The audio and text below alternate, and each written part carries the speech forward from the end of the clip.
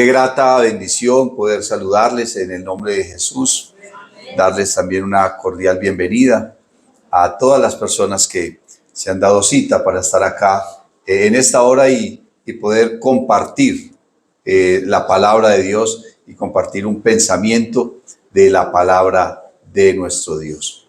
Vamos a entrar en la meditación de la palabra. ¿Usted gusta estar en pie?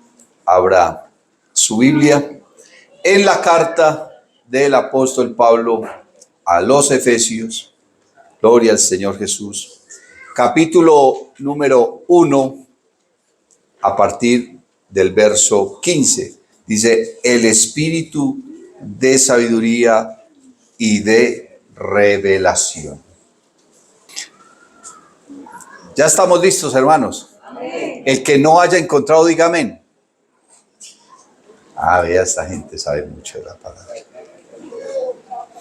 Efesios capítulo número 1, verso 15 y siguientes, dice así: por esta causa también yo, habiendo oído de vuestra fe en el Señor Jesús y de vuestro amor para con todos los santos, no ceso de dar gracias por vosotros, haciendo memoria de vosotros en mis oraciones, para que el Dios de nuestro Señor Jesucristo, el Padre de gloria, os dé espíritu de sabiduría y de revelación en el conocimiento de Él, alumbrando los ojos de vuestro entendimiento, para que sepáis cuál es la esperanza a que Él os ha llamado y cuáles las riquezas de la gloria de su herencia en los santos, y cuál la supereminente, poderosa palabra esa,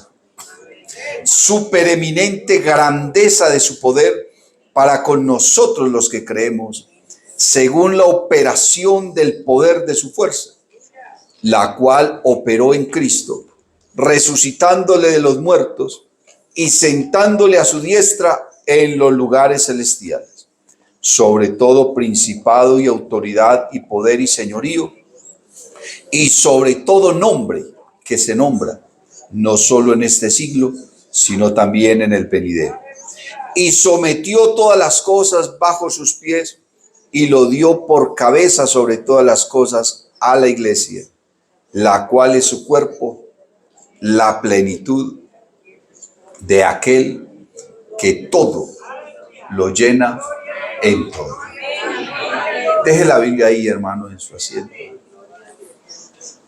para que tenga sus manos libres y podamos rendirnos delante de Él. Alabanzas al nombre del Señor. Qué bueno poder rendirnos delante de Él. Amén. Uno se rinde cuando queda vulnerable, cuando queda indefenso ante alguien que es en el momento más fuerte que uno. Y qué bueno poder rendirnos delante de nuestro Señor Jesucristo y decirle: Señor, aquí estoy. Otra vez estoy delante de ti. Otra vez, Señor, aquí en tu presencia. Pero esta vez vengo con mayor necesidad. Necesito de ti. Una vez más necesito de tu misericordia. Necesito de tu gracia. Necesito de tu perdón. Necesito de tu amor. Necesito de tus fuerzas. Necesito de ti, Jesús. Habla a mi vida. Habla a mi ser, Señor, conforme a tu voluntad, conforme a tu propósito, Jesús del cielo. Te adoro, te glorifico y te bendigo. Habla a mi vida, Señor Jesús.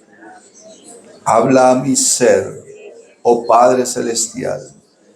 Te adoramos, te glorificamos y bendecimos tu nombre, oh Cristo Jesús. Aleluya. Amén y amén. Gloria al Señor. Por favor, hermanos, tomen asiento. Gloria al Señor.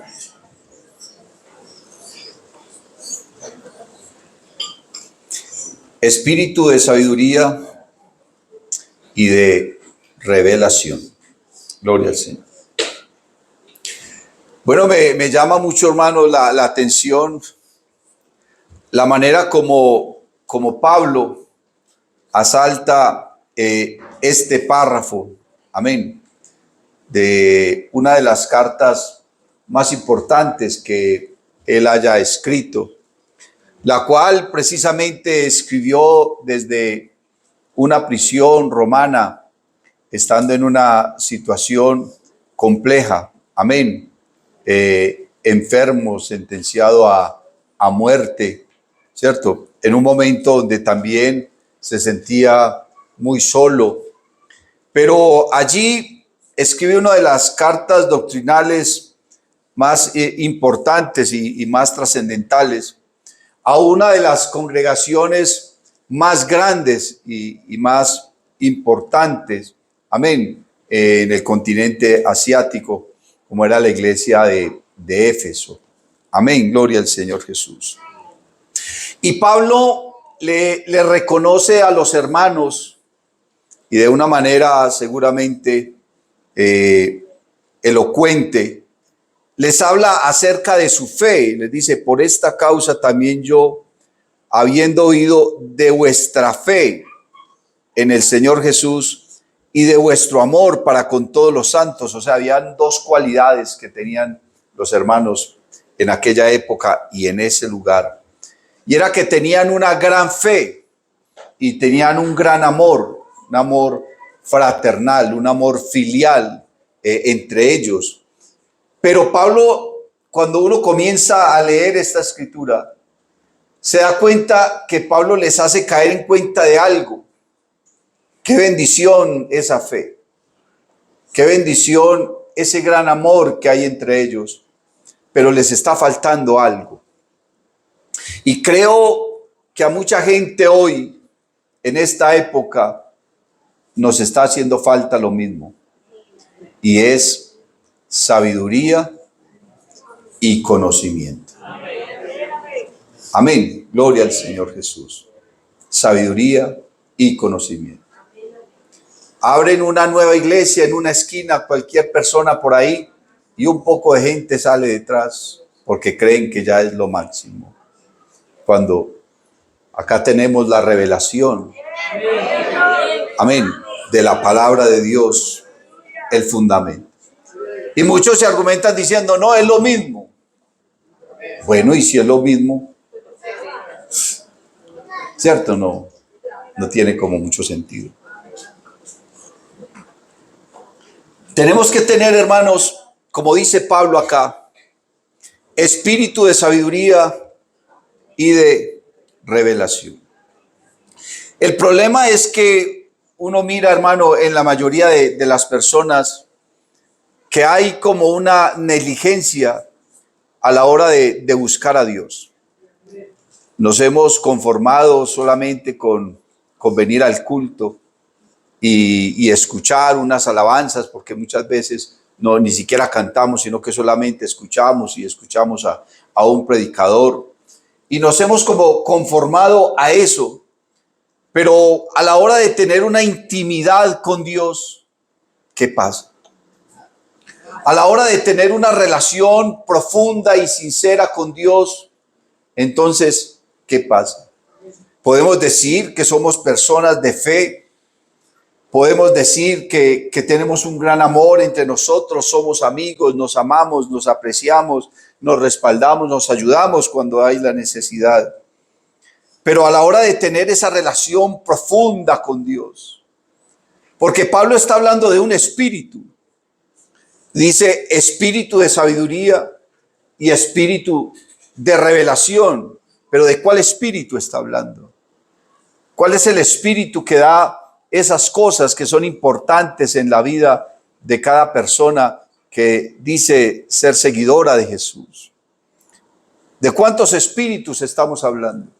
Si en la Biblia no conocemos sino el Espíritu Santo. Y el Espíritu Santo es Dios. Amén. Gloria al Señor Jesús. Por eso la Biblia dice que debemos adorar al Señor en espíritu, pero también con una vida íntegra.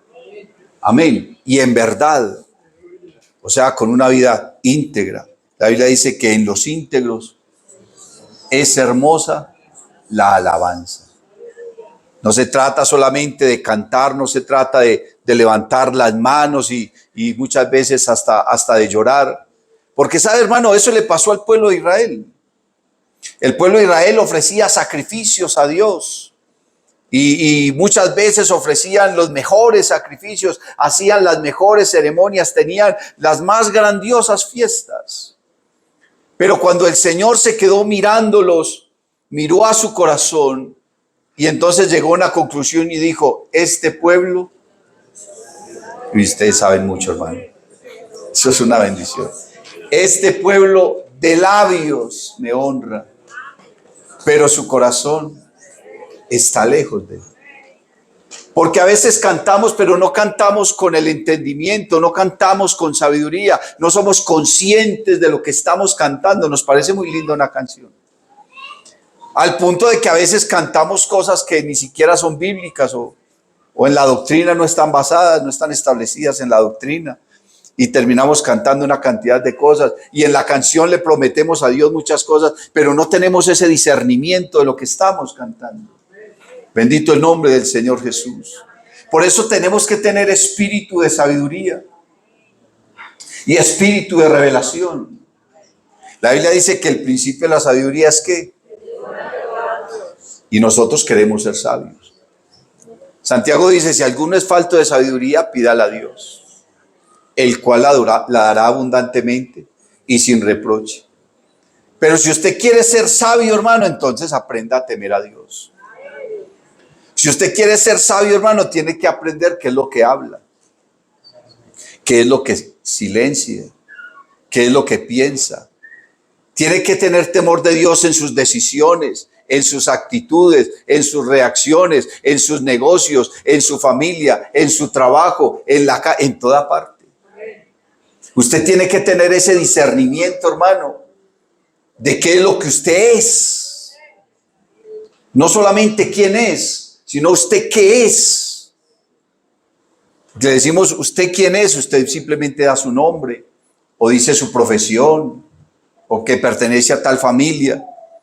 Pero eso no identifica lo que somos. ¿Qué somos? Somos hijos de Dios. Eso es lo que somos. Eso fue lo que Adán olvidó en el huerto. Olvidó que era un hijo de Dios. Y todo el que ha pecado lo ha hecho porque ha olvidado quién es. Alabanzas al nombre de Jesús. Entonces el principio de la sabiduría y de la revelación, porque muchas veces, hermanos, nosotros queremos entender todo. Entender todos los misterios, entender la palabra, entender el propósito de Dios, entender no solamente su propósito, sino sus actos, sus hechos, lo que Él dice, lo que Él hace. Queremos entenderlo todo. Pero la revelación de Dios no viene así de esa manera. Yo siempre miro en la palabra de Dios, hermano, que la revelación es progresiva. Amén. Mire, por ejemplo, el caso de Job. El caso de Job. Job se dice que vivió, si no en la misma época, un poco antes de Abraham. No existía ni siquiera el pueblo de Israel. Nada. Solamente estaba en el propósito y en el proyecto de Dios. ¿Quién le habló a Job de Dios? Creo que tuvo que haber sido Dios mismo, el que de alguna manera, amén, se dio a conocer. Porque cuando uno lee en la carta a los Romanos, hermano, en el capítulo número 1, se da cuenta que Dios nunca ha sido anónimo. Dios, hermano, siempre se ha manifestado al ser humano, en todo lugar y en toda época. Dice Romanos capítulo 1 a partir del verso 18. Porque la ira de Dios se revela desde el cielo contra toda impiedad e injusticia de los hombres que detienen con injusticia la verdad. Porque lo que de Dios se conoce les es manifiesto, pues Dios se los manifestó. Porque las cosas invisibles de Él, su eterno poder y deidad, se hacen claramente visibles desde la creación del mundo, siendo entendidas por medio de las cosas hechas, de modo que no tienen excusa. Dios se ha revelado a toda la humanidad. Dios de alguna manera, hermanos, se ha mostrado a toda su creación. Pero el ser humano no lo ha adorado como Él. Amén. Como Él es Dios, como Él se merece. Y dice la Biblia que dejaron de adorar al Creador y se pusieron a adorar a las criaturas. Entre todas esas personas que recibieron alguna revelación de Dios estaba Job. Solamente que a Job sí le llamó la atención y él puso su mirada y se dio cuenta, aún habitando en un medio de un pueblo pagano, idólatra, porque los orientales, hermanos, siempre han adorado al dragón, ¿cierto? Pero Job decidió darse cuenta y buscar la revelación de un Dios superior al que su pueblo adoraba, al que esa tierra, al que esa generación, al que esa cultura adoraba. Y se encontró con el Dios del cielo. Quizás tal vez ni sabía cómo llamarlo ni cómo invocarlo, pero sabía que había un Dios con una actitud diferente a los dioses de los pueblos. Y entonces decidió caminar en pos de ello solamente porque Dios había grabado su palabra en su conciencia. No tenía un mandamiento. Yo siempre he hablado de aquellos que se guardaron para Dios aún sin mandamiento. Al punto de que la vida de Job fue tan íntegra que Dios decía de Job, varón perfecto y justo, temeroso de Dios y apartado del mal. Pero ¿qué sabía Job de Dios? Sabía que existía. Sabía que Dios amaba la justicia, la verdad, la misericordia. Que Dios se agradaba de los sacrificios que Él ofrecía, de esa vida de verdad. Job sabía eso. Y entonces cuando viene la tribulación para Job, cuando viene toda esa angustia, comienza una revelación progresiva en su vida. Comienza a tener un crecimiento, aunque usted lo ve por allá llorando, vestido de ceniza, de silicio, rasgando sus vestidos, ¿cierto? Lo ve enfermo, lo ve en una cantidad de situaciones, pero ahora Job allá está recibiendo una revelación. Y finalmente, ¿qué dice Job de Dios? Dice, de oídas te había oído, pero ahora lo que he vivido me han llevado ¿qué? A mirar de una manera mejor a Dios. Alabanzas al nombre de Jesús. Creo, hermano, que toda la vida cristiana de alguna forma gira en torno de la manera como tú ves a Dios. ¿Cómo consideras tú a Dios? No solamente qué es Dios para ti, sino quién es Dios para ti. Y la revelación que tú has recibido de Dios. Dios se le presenta a Abraham y le dice a Abraham, yo soy el Dios todopoderoso. Y dice, anda delante de mí y sé perfecto. Alabanzas al nombre de Jesús. Anda delante de mí y sé perfecto. Todos estos hombres comenzaron a recibir una revelación, hermano, de parte de Dios, una revelación gloriosa. Y cómo Dios se ha venido manifestando a aquellos que le buscan y a aquellos que le aman, pero se les ha ido manifestando poco a poco. La vida cristiana es un proceso, hermano. Pero es un proceso que no se puede detener. Porque Pedro nos exhorta a nosotros a crecer. Y sobre todo a crecer en el conocimiento. Porque nosotros no podemos tener una fe, hermano, basada en la ignorancia. Eso cree la gente de nosotros, que nosotros tenemos una fe ciega. Pero nuestra fe no puede ser ciega. Nuestra fe tiene que estar fundamentada, amén, en la palabra y en el proceso de la revelación de Dios a su pueblo. Mire, por ejemplo, Pablo vuelve y le escribe a los romanos, el capítulo 16 y el verso 25, y les dice, y al que puede confirmaros. ¿Qué es la confirmación? Es la declaración de una verdad que ha sido comprobada.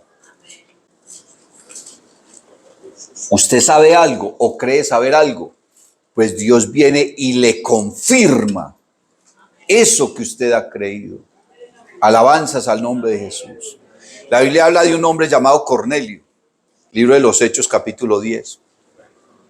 Era un romano, era un militar, un centurión, comandante de 100 soldados. Pero al parecer era muy buena gente. Y este hombre tenía un conocimiento vago de las cosas de Dios. Y seguramente le pasó lo mismo que a Job. Pero este hombre comenzó a invocar a ese Dios aunque no sabía su nombre. Y tenía actitudes y tenía obras aunque nadie se salva por sus obras. Ese es un ejemplo que encontramos en la palabra de Dios de alguien que quiso buscar a Dios y se esforzó por buscar a Dios y entonces moldeó y transformó su vida porque quería agradar a Dios. Pero no es que sea salvo por sus obras. Entonces este hombre, hermano, dice la Biblia que tenía buenas obras, que este hombre tenía buenas actitudes, tenía un buen trato para con los suyos, su familia, sus criados, sus empleados, sus sirvientes, todo el núcleo, aún los soldados que estaban a su mando. Él tenía una buena actitud para con ellos. ¿Y qué hizo Dios? Dios le envió un siervo, le envió un predicador. Él ya tenía un conocimiento vago de Dios. Viene Pedro y comienza a predicarle el evangelio, comienza a hablarle de Jesucristo y amplía su revelación. ¿Y cómo confirma Dios a Cornelio esa revelación que está trayendo Pedro? Con el poder de su Espíritu Santo, porque dice la Biblia que entre tanto que Pedro estaba predicando, el Espíritu Santo cayó sobre todos los que estaban ahí y comenzaron a hablar en otras lenguas. Entonces esa confirmación no está solamente en lo que ellos han escuchado, en lo que ellos han visto, en lo que ellos han leído, sino también en lo que han experimentado. Y creo que cada uno de nosotros ha experimentado cosas muy bonitas con el Señor. Si no, no estuviéramos aquí. Algo ha vivido usted con Dios. Así usted no se ha bautizado, pero está aquí. Y usted puede decir, vea, estoy aquí porque Dios tal día me hizo esto,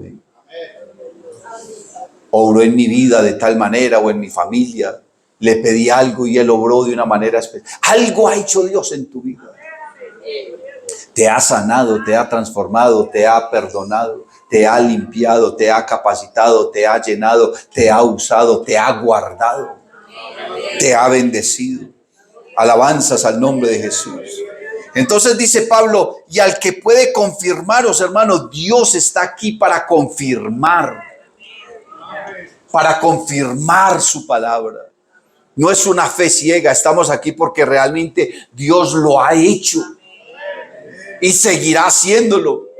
Como decía el hermano ahora en la alabanza, que ese coro tiene 3 tiempos: lo que Dios ha hecho, lo que hace y lo que seguirá haciendo, porque Él no se va a ir. Él está aquí con nosotros. Y al que puede confirmaros según mi evangelio y la predicación de Jesucristo, según la revelación, alabanzas al nombre de Jesús, según la revelación del misterio que se ha mantenido oculto desde tiempos eternos, pero que ha sido manifestado ahora y que por las escrituras de los profetas, según el mandamiento del Dios eterno, se ha dado a conocer a todas las gentes. ¿Para qué? Para que obedezcan. Evangelio sin obediencia no es evangelio. Usted puede hacer lo que usted quiera, pero el sacrificio más grande delante de Dios es que se le obedezca. Ciertamente el obedecer es mayor que todos los sacrificios. Y el prestar atención. Y el prestar atención no es sentarse ahí a escuchar un predicador así. Usted está ahí mirándome, pero yo no sé si usted está creyendo o no. Pero el prestar atención, hermano, es obedecer lo que está oyendo. Porque usted le puede decir a un hijo, necesito que hagas esto, esto y esto. Ah, sí, papá, claro, con mucho gusto. Y usted se va y cuando vuelve, ¿qué hubo? No hizo nada. Ay, no. Y resulta que, entonces, ¿qué hizo? No le prestó atención. No le prestó importancia. No le dio trascendencia ni valor a lo que el papá le estaba diciendo. No dice la Biblia que un hombre hacendado tenía 2 hijos. Y le dijo al uno, hijo, vaya, trabaje allá en la finca que necesito que haga unas cosas. Ah, no, yo por allá no voy. ¿Cómo que no? No, yo por allá no voy. Y le dijo al otro, hijo, necesito que vayas a la finca y trabajes. Ah, bueno, papá, hágale que yo voy.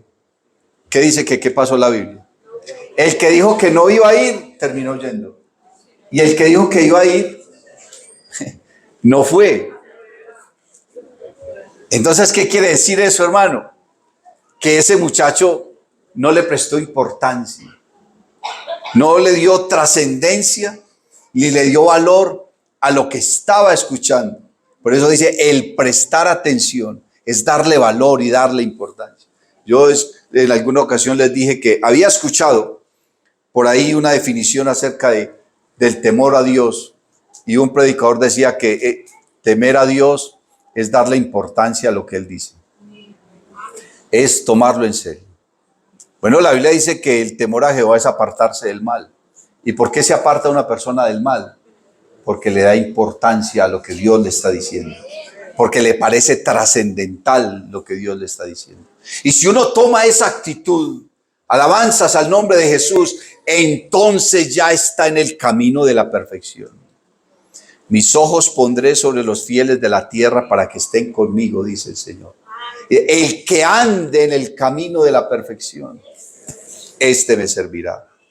No dice que el que ya sea perfecto, porque el Señor Jesús nos ha puesto unos ideales de perfección. El Señor Jesucristo dijo, sed pues vosotros perfectos como vuestro Padre Celestial es perfecto. Ese es el ideal, esa es la meta. Amén. Pero ¿qué dijo Pablo? Hablando de la perfección, le dijo a los Filipenses capítulo 3. Les dice, hermanos, yo mismo no pretendo haberlo ya alcanzado. O sea, esa perfección.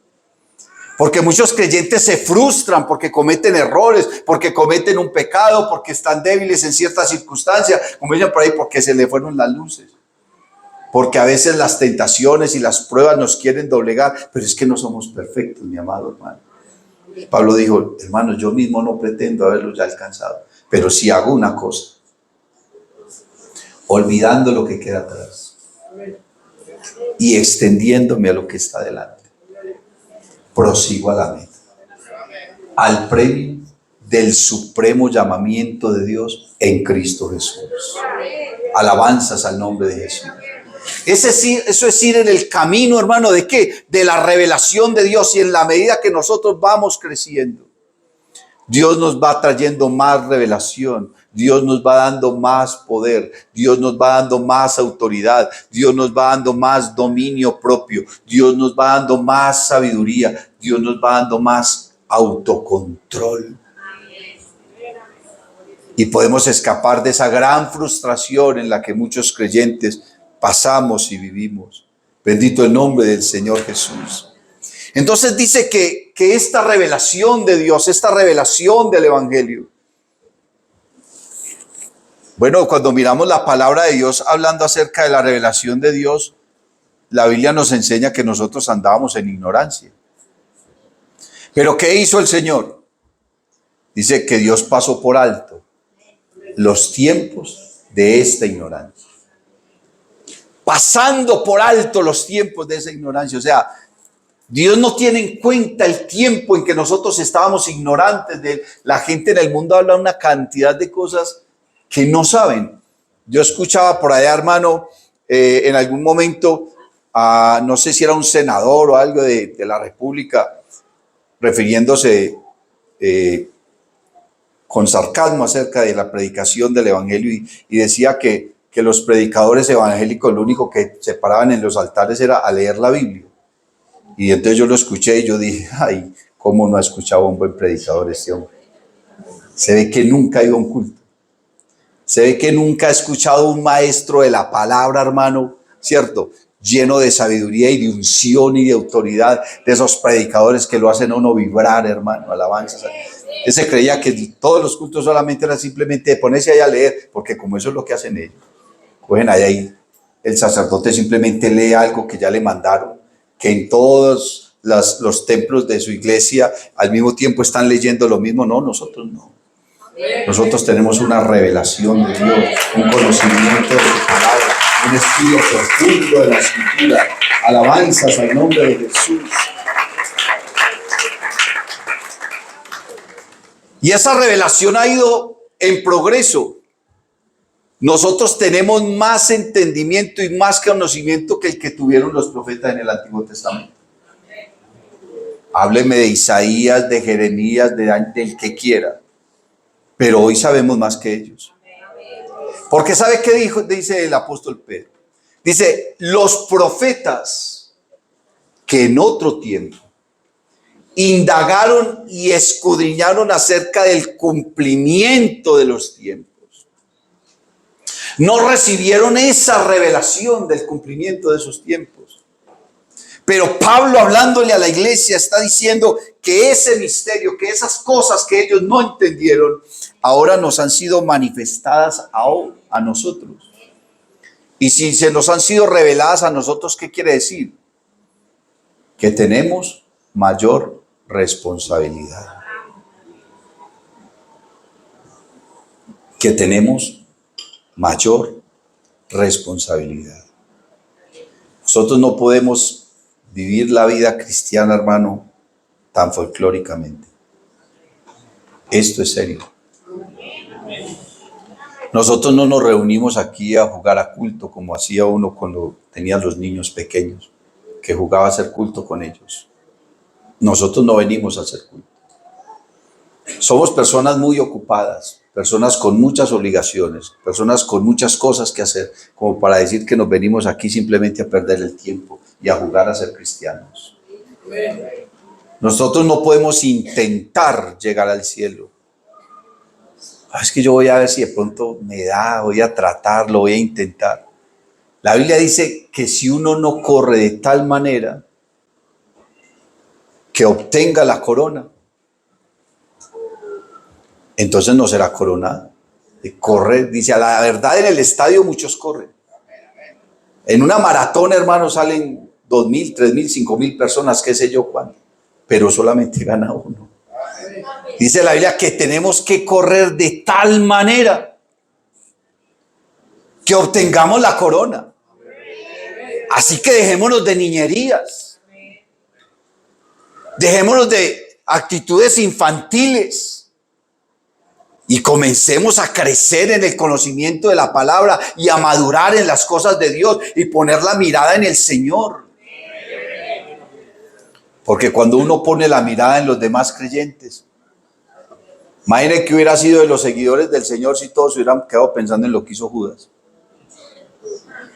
Si todos los seguidores del Señor se hubieran basado en lo que hizo Pedro, en lo que hizo Tomás, en los demás discípulos, porque todos salieron corriendo, todos salieron espantados. Pero no, es que ellos no estaban siguiendo a Judas. Ellos no estaban siguiendo a Tomás, ni a Pedro, ni a ninguno de ellos. Si aquí fulano hizo, que hagan lo que quieran. Pero es que yo creí fue en el Señor Jesús. Yo creí fue en su palabra. Alabanzas a su nombre. Yo creí fue a su verdad. Gloria al nombre de Jesús. Es a Él a quien sirvo. Es a Él a quien sigo. Gloria al nombre del Señor.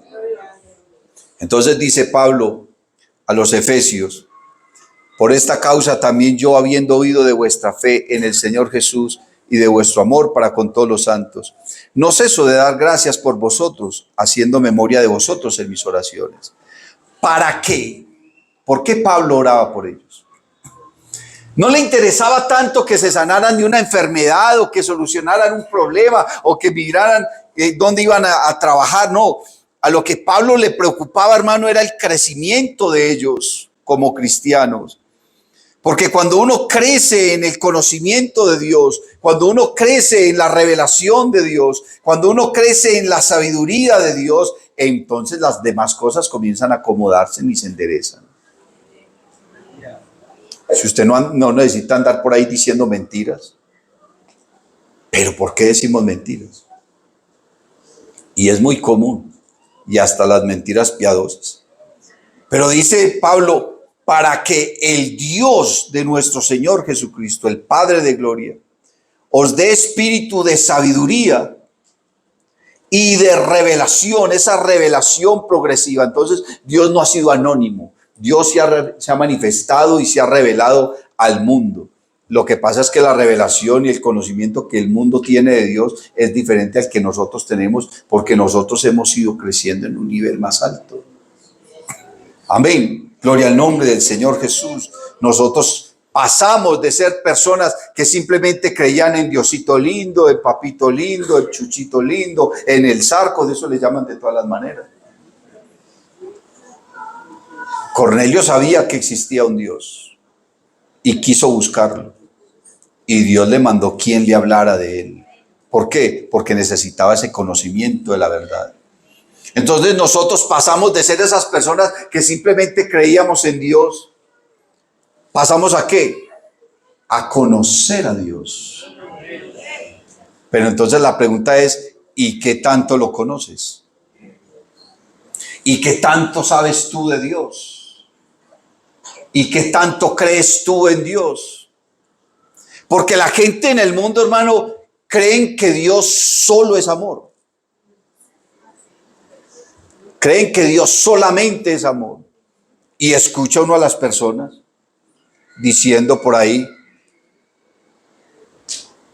no, es que Dios es muy bueno y la misericordia de Él es desde la eternidad y hasta la eternidad y Él no va a condenar a nadie. ¿Usted ha escuchado eso? Que Él no va a condenar a nadie. Pero es que cuando leemos en la Biblia, hermano, acerca de Dios, la principal característica de Él sí es el amor, pero también la justicia. Y la Biblia dice que Él no dará por inocente al culpable, ni dará por culpable al inocente.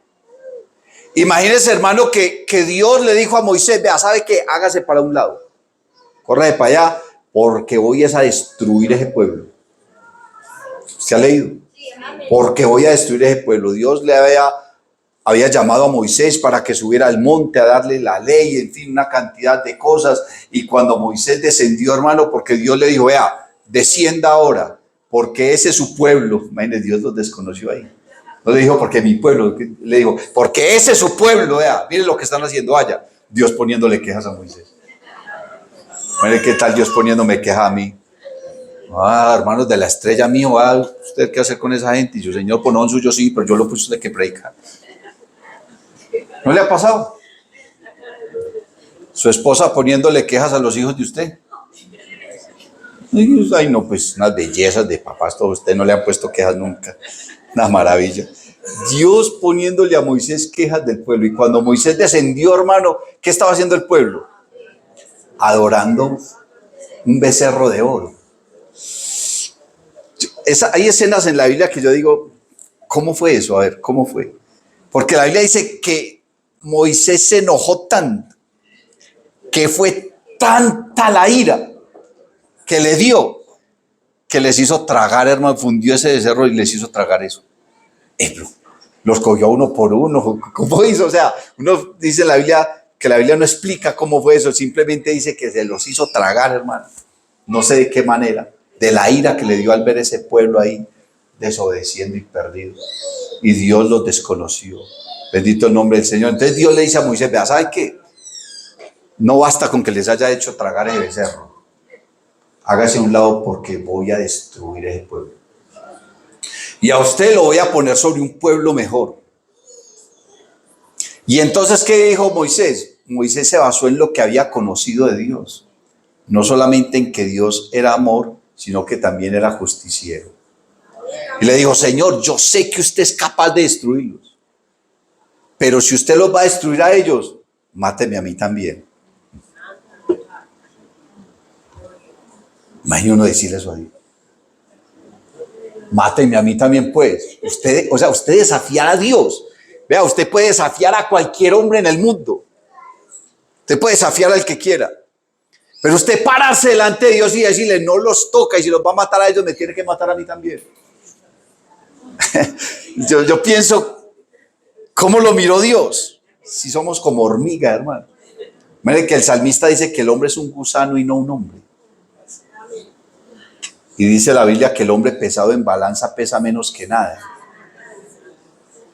¿Cierto? Y la inscripción en la pared para el rey decía: Mene, mene, tekel uparsin. Pesado has sido en balanza y fuiste hallado falto. O sea, si Dios nos pone a nosotros en una balanza, ¿para dónde se inclinará? Y Dios se queda mirando a Moisés, hermano. Y Moisés le dice: porque yo sé que usted no va a destruir al justo con el impío. ¿Sabe qué le está diciendo a Moisés? Es que yo soy justo. Bueno, decirle eso al Señor, ¿cómo se va a justificar el hombre delante de Dios? Usted no va a destruir a todos estos malos y me va a destruir a mí también. Porque eso fue lo que Abraham le dijo también al Señor cuando iba a destruir a Sodoma. Le dijo: y Señor, si hubiesen 50 justos allá, usted no los va a destruir. Y el Señor le dijo: no, yo no los destruyo. Si hay 50 justos, no. Pero empiece a contar. Nada, no llevan 50, ni 40, ni 30, ni 20, ni 15, ni 10. ¿Cómo haría la tristeza de Abraham diciendo: pero es que mi sobrino se fue con mucha gente que venían al culto conmigo? Entonces, antes que se descargaron todos, pues, porque no había ni 10 justos siquiera. Solamente escaparon 4 personas y uno miró para atrás. Y mire lo que hizo la otra, las otras 2 lo que hicieron. O sea, ¿dónde terminó toda esa justicia? Pero Moisés se atreve y se para delante de Dios y le dice: usted no va a destruir al justo con el impío. Porque Dios hace diferencia entre el justo y hace diferencia entre el impío, pero no dará por inocente al culpable. Porque juicio sí hay y condenación también vendrá. Con todo su amor y con toda su misericordia. Lo que pasa es que su amor y su misericordia lo está dando hoy. Buscad a Dios entre tanto que puede ser hallado. Clamad a Él entre tanto que está cercano. Deje el impío su camino y el hombre inicuo sus pensamientos. Y vuélvase a Jehová, el cual tendrá de misericordia. El Dios nuestro, el cual será amplio en perdonar. Alabanzas al nombre de Jesús. La misericordia de Dios está hoy, pero esa misericordia va a haber un día en que ya no va a estar. ¿Sabe qué va a hacer el Señor? Se va a llevar su iglesia. Y después de que el Señor se lleve la iglesia, hay que pensar de este mundo, hermano. Este mundo va a tener que temblar. Dice la Biblia que hasta el más hombre va a tener que llorar. Y dice que la gente se arrojará desde los precipicios para buscar la muerte y no la habrán hallado. Porque la muerte va a ser como una especie de descanso. ¿Cómo era lo terrible que va a suceder? Que la muerte va a ser como un descanso. Dice que buscarán la muerte y no la hallarán. Bendito el nombre del Señor. Y hasta el más hombre tendrá que llorar delante de Dios. ¿Por qué? Porque Él no solamente es amor, Él también es justiciero. Dice por ahí que es fuego consumidor. Bendito el nombre del Señor Jesús. ¿Qué concepto tienes tú de Dios? ¿Cuál es la concepción que tú tienes del Dios al cual estamos siguiendo? Porque la Biblia dice que el que lo busca, hermano, Él no le echa fuera. El que a mí viene, yo no le echo fuera. Pero la Biblia también dice: si tú me dejas, yo también te dejo. Si tú me dejas, yo también te dejo. Porque es que Él no obliga a nadie. Eso está dentro de la revelación de Dios y del conocimiento de Dios. Porque Él, hermano, no obliga a nadie. Por eso es que Pablo estaba orando por la iglesia en Éfeso y está diciendo: para que el Dios de nuestro Señor Jesucristo, el Padre de gloria, os dé espíritu de sabiduría y de revelación en el conocimiento de Él. Y mire lo que dice: alumbrando los ojos de vuestro entendimiento. ¿De qué manera estamos nosotros concibiendo a nuestro Dios? Porque a veces uno mira actitudes en las personas, aún en las congregaciones, con respecto de las cosas de Dios, y cómo la irreverencia cada vez, hermano, asalta más la vida de los creyentes y de los altares. Oye, y en esa época de pandemia sí que se veían cosas. La gente se conectaba, hermano, en las transmisiones para ver los cultos y uno veía a través de las pantallas gente ahí mascando chicle, otros sin bañarse, otros sin camisa, otros comiendo en plena predicación. Uno veía una cantidad de cosas y uno decía, Señor, pero uno también veía gente, hermano, que se encachacaban y se ponían bonitos para estar ahí frente a la cámara, frente a la pantalla, y veía uno gente que de verdad a través de esa pantalla adoraban a Dios. Era más difícil. Porque uno cuando está en el templo, pues está el ambiente, la alabanza, la comunión, y aquí estamos todos juntos y adoramos y exaltamos, pero usted allá solo en una habitación, hermano, frente a un celular o frente a un computador, y usted ahí alabando a Dios, usted solo, y predicar sí que era duro. Uno era, hermano, a 15, 20 minutos predicando regado, y el de la comunicación es pastor, se cayó la internet, y uno, ay, ¿yo a quién le estoy predicando aquí? Y yo dije, ¿cuánto hace? Que no hace como media hora. Y yo, ay, Señor, vuelvo y empiezo. O aplaza el culto para más tarde. No, y bendito el Señor. Pero uno ve unas irreverencias, hermano. Uno ve las gentes con una actitud, sirviendo al Señor de mala gana. Sirviendo al Señor, hermano, como si no fuera nada grande, como si no fuera algo digno de reconocimiento. Porque dígame, ¿quién estaba viendo a José? Ahí no había un pastor, no había unos creyentes. José estaba ahí con la mujer de Potifar. Y dígame, esa mujer bien hermosa seguramente, acosándola, al punto que alcanzó a quitarle la ropa. Yo no creo que ella le haya quitado la ropa a él. Porque dice la Biblia que él huyó y ella se quedó con la ropa de él. O sea, la tentación sí lo estaba doblando, al punto que ya ella tenía la ropa de él y prefirió salir corriendo desnudo. ¿Pero por qué salió corriendo?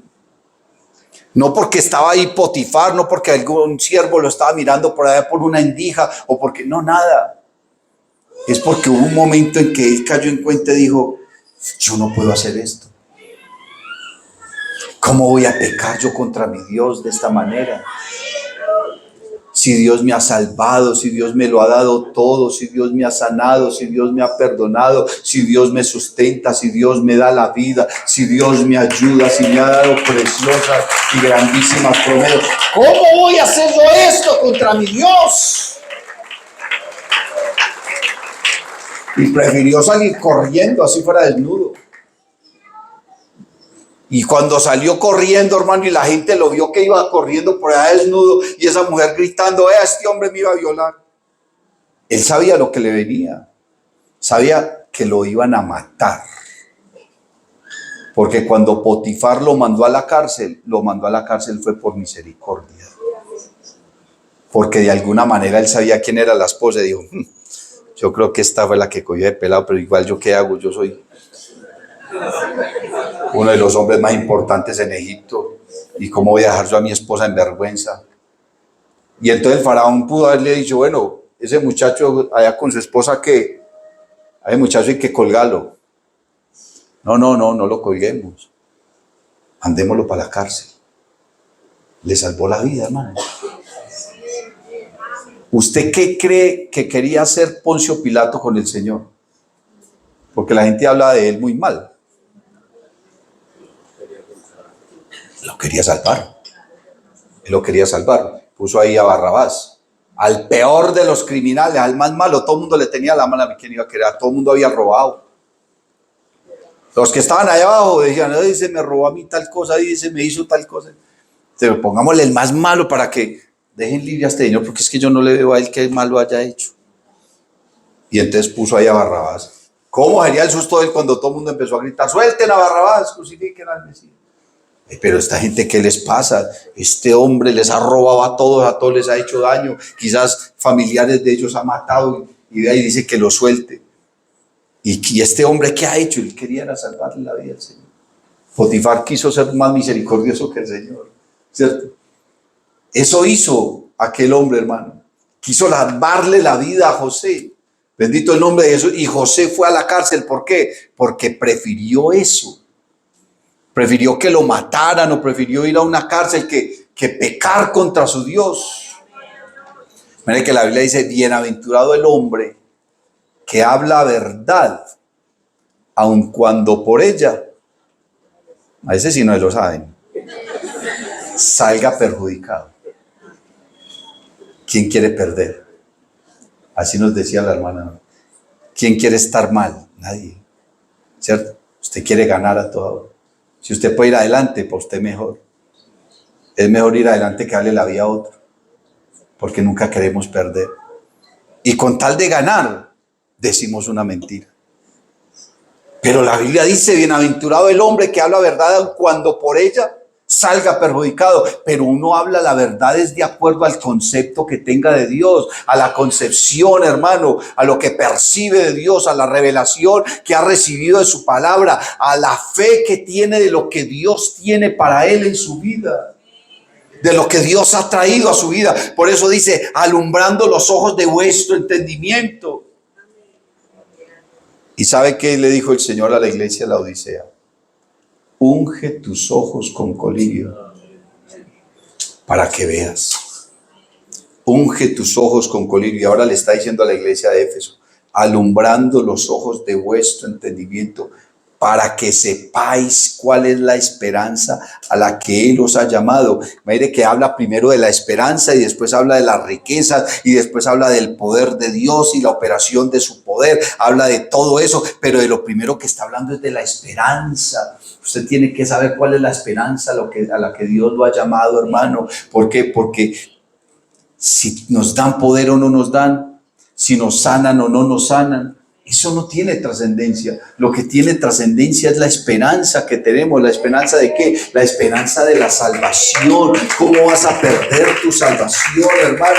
Tienes que crecer en el conocimiento de Dios, en esa esperanza que Dios ha puesto en tu vida. Este honor tan grande, esta bendición tan grande, este regalo tan grande que es la salvación. Alabanzas al nombre de Jesús. Porque no hay nada por encima de la salvación. ¿Qué puede recibir el hombre que esté por encima de la salvación? El diablo en este mundo te puede dar lo que tú quieras. Usted en este mundo puede conseguir dinero el que quiera. Puede conseguir placeres, puede conseguir fama, puede conseguir poder, puede conseguir lo que usted quiera, hermano. Y el diablo está dispuesto a entregarle a usted lo que sea, con tal de que usted renuncie a la salvación. ¿Qué tendrá esta salvación, hermano? ¿Qué será aquello de lo que Dios nos quiere librar? ¿Qué será lo que Dios tiene preparado en el cielo para aquellos que le aman? Pablo lo dijo, hermano, que nada en este mundo es comparable con la gloria venidera que ha de manifestarse en nosotros. Pero usted va a recibir eso, hermano. Depende del concepto que tengas de Dios, la revelación que tengas de Dios, lo cerca que estés de Dios, la sabiduría que hayas recibido de Dios. Y esa era la oración del apóstol Pablo, para que Dios nos diese a nosotros y a cada uno de los seguidores de Jesús espíritu de sabiduría y de revelación. Alabanzas al nombre del Señor, para que nuestros ojos sean alumbrados y podamos saber y entender y comprender cuál es la esperanza a la que Él nos ha llamado. Alabanzas al nombre de Jesús. Póngase en pie, hermano. Dios te bendiga. Si te ha gustado esta predicación, te invito para que visites mi canal en YouTube y en Facebook, Eduard David Tabort. Suscríbete y activa las notificaciones. Estoy seguro de que esta palabra será poderosa para tu vida.